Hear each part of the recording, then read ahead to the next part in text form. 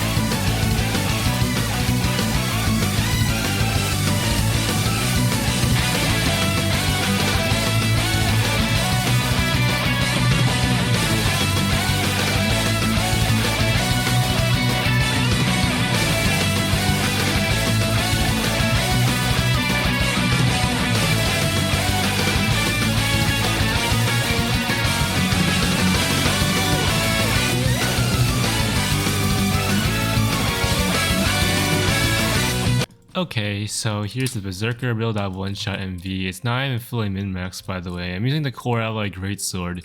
You can buy it from the Mysterious Merchant NPC. It has 2 pure voltaics and 2 pure radiance. That's why I said it's not min-maxed. It probably could have done a lot more without crit. I did like 10k without crit. I don't know how much radiance would do. Probably a lot more, I'm assuming.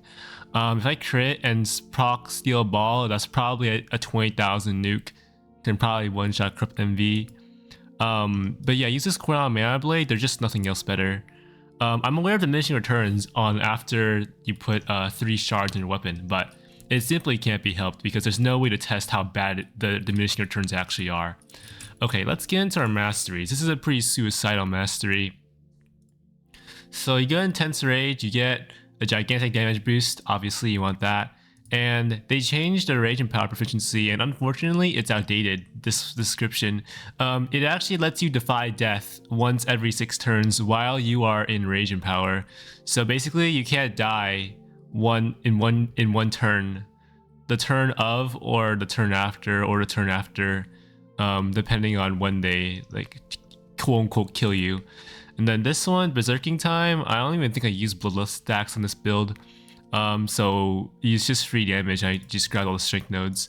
You could do like 0 to 1, because this head splitter proficiency gives you a Bloodlust stack, and that's damage over time. So if you want a slower playstyle that's not suicidal, you can just go 0 to 1, I guess.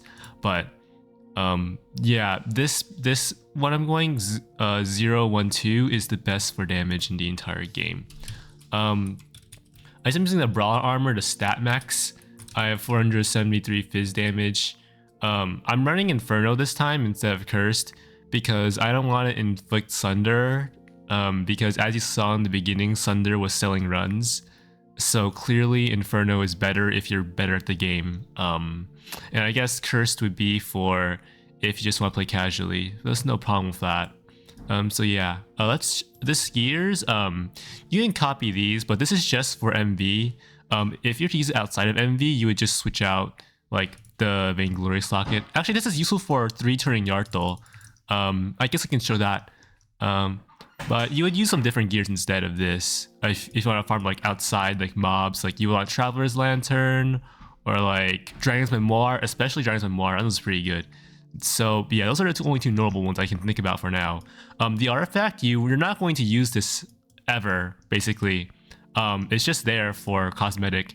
There's like one instance in MV where if you set up properly, it will actually work out in your favor. But aside from that, it's not really worth it.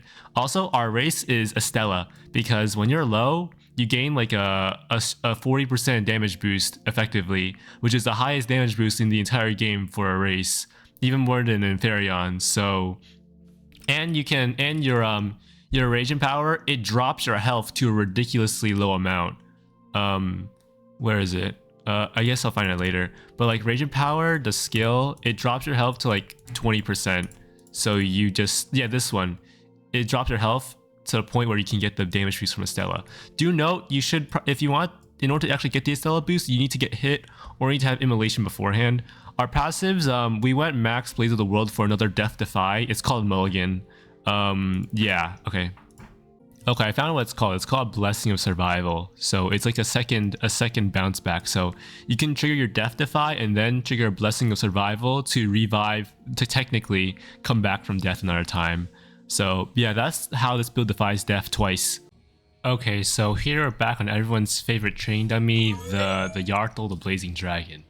My loadout is this. I got Granite's Memoir, like I said. I also got Travis Lantern, like I said.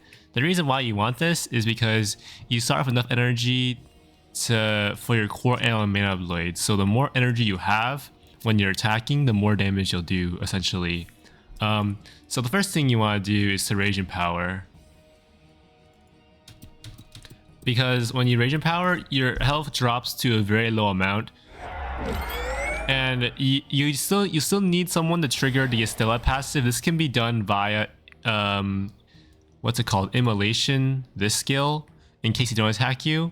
But you can expect them to attack you usually to trigger the Estella passive. And remember, you have 2 death defies, so you're not gonna die from any like attack. See, it didn't even trigger either right there. And then once he has Dragon Memoirs on, you can just nuke him and he's pretty much done for. So there's like 3 turn farm. This is how you'd farm Mastery, although you would already need 002 in order to pull this off consistently. Otherwise, good luck. You probably need Blades of the World minimum if you don't have Mastery, because no Death Defy on this build is kind of suicidal, like actually suicidal. Like you're not gonna live long enough. Okay, have a good one, guys. That's it.